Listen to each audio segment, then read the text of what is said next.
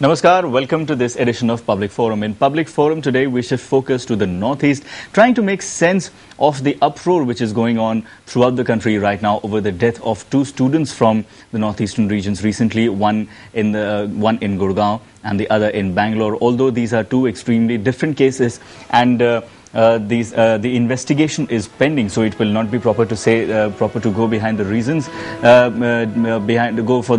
and look at the reasons behind these deaths. But this issue was, the Lok Sabha was occupied with this issue yesterday, and we have seen protests all across the country trying to understand whether there is a kind of a systemic discrimination against people from the Northeast, especially students who have come out with high ambitions from the 7 states of the Northeast and who have moved on to different parts of India for pursuing higher education. What kind of attitudes do they face? What kind of problems do they face? And what is it symptomatic of? What does it say about India as a society? These are some of the questions that we will be trying to take a look at in this edition of Public Forum.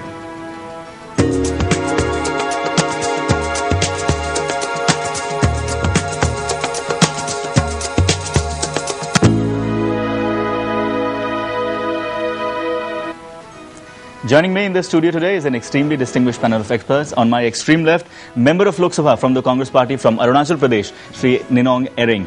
Right next to him, Madhu Chandra, spokesperson of the Northeast Support Centre and Helpline.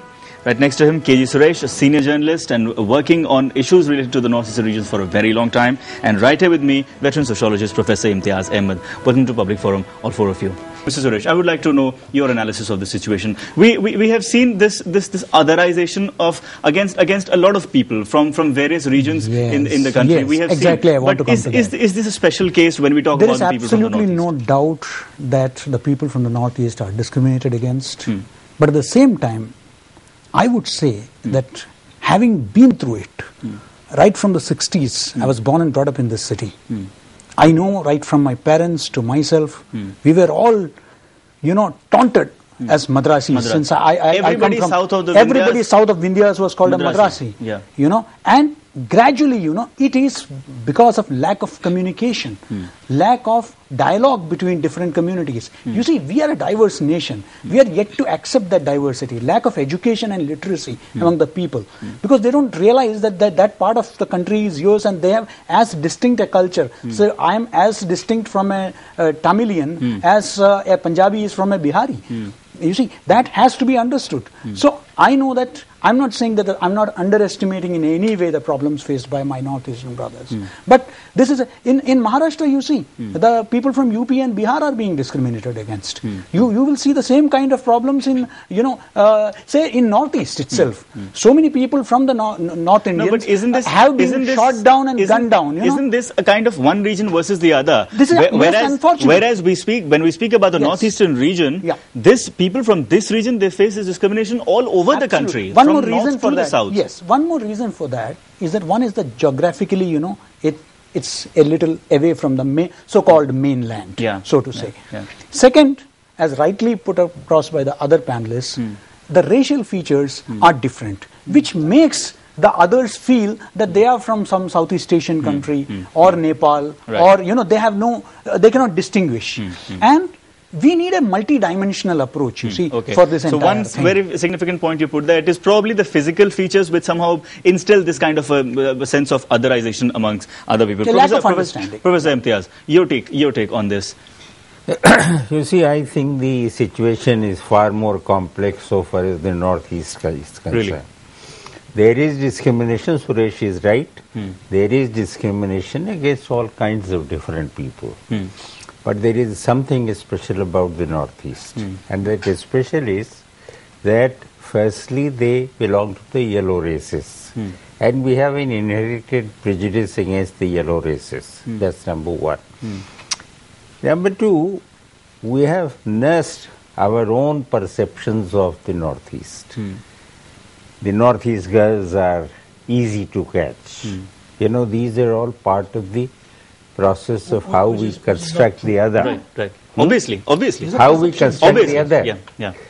Therefore, in the process of constructing the other, we have actually targeted Northeast more than anybody else. I mean, probably discrimination exists between the Bihari and the Maharashtrian, but that's not the same kind of discrimination as that with respect to the Northeast. The third thing is, and I think Suresh hinted at that, you see, in this country, there is not much acceptance of diversity. In fact, I am very fond of saying that if nationalism is to be defined in terms of my tilak and my kurta pajama, then Northeast is not India. True. That's what You know, because we have no ready acceptance of the fact that people in Manipur live differently. They eat different kinds of food. So I think there is something fundamentally wrong with our education system. Finally, I would make one more point in passing. He will refer to it. You know, the government of India talks of equalitarian society, this, that. But what about the development of infrastructure in the Northeast? Right. And how can you really prevent people from migrating Right. if you are not going to provide them the infrastructure? That is the essence of the problem. I mean, as you said, that it's a historical problem, a shortcoming of our education system. But development efforts also, which have suffered a setback for the past several decades in the Northeast, they are also responsible in a big way for this attitude that we face, for this problem.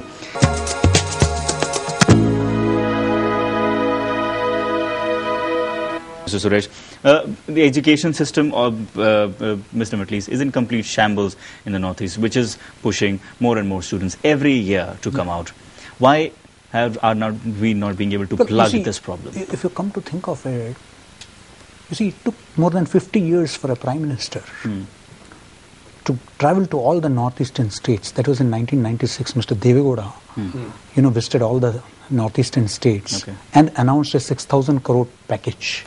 That was the first time. It took 50 years for a prime minister to travel to all the 7 states together and find for himself. That is the priority. That reflects the priority, Now, you have Second World War time roads in many parts of the...